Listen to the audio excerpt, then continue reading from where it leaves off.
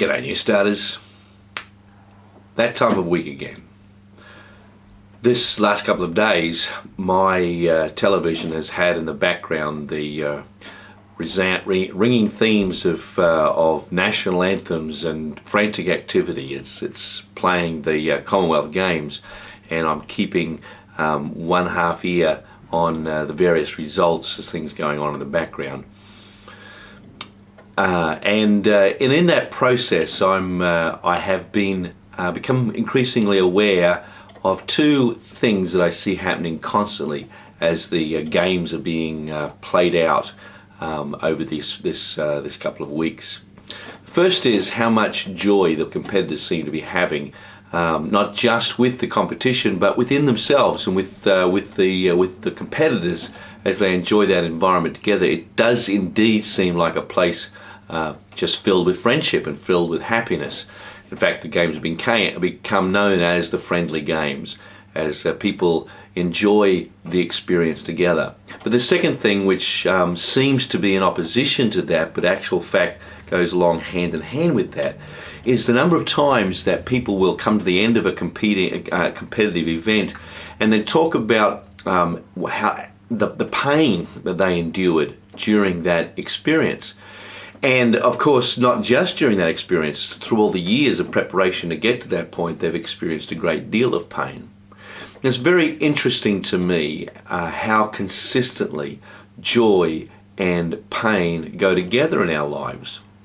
It's easy for us to become overwhelmed by pain and suffering and difficulty and stress and strain, and to lose the joy as we become focused on those things.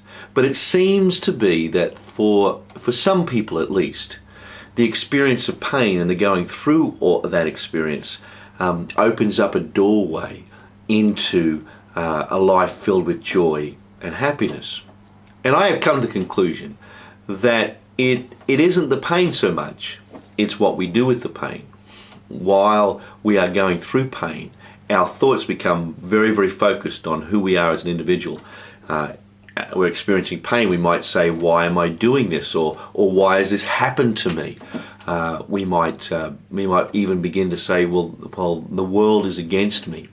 And if we stay in that place, we can become embittered by that. Our sense of identity can become overwhelmed with this negative sense, this that I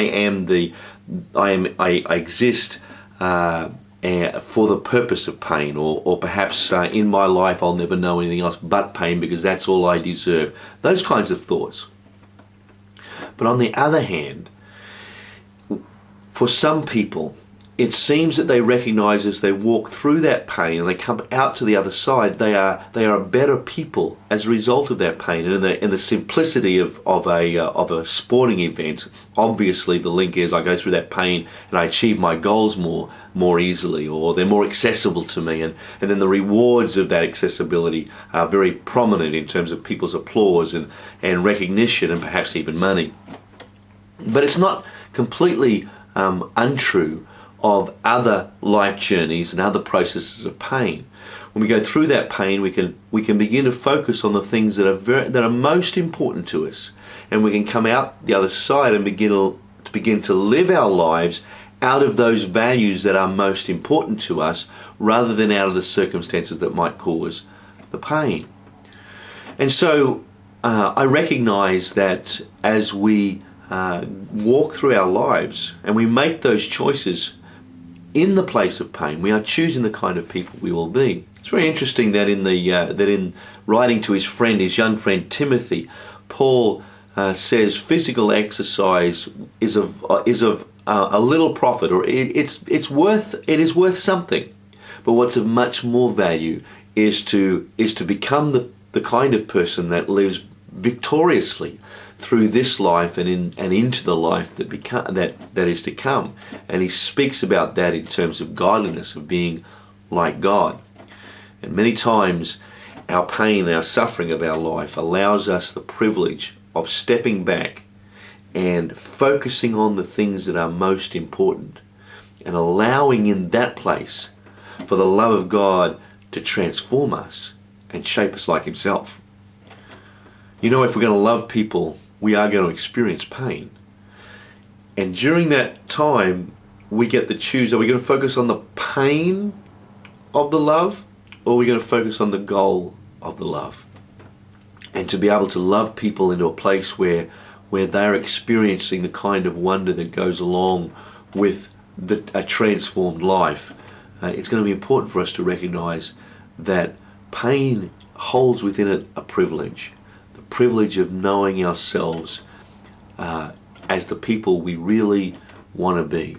And so as you go out into this week, as I go out into this week, it's helpful for us to be able to recognize struggles and recognize pain-filled experiences in terms of the goals of what we want to achieve with our lives, and most specifically in the terms of the kind of people we would most like to be.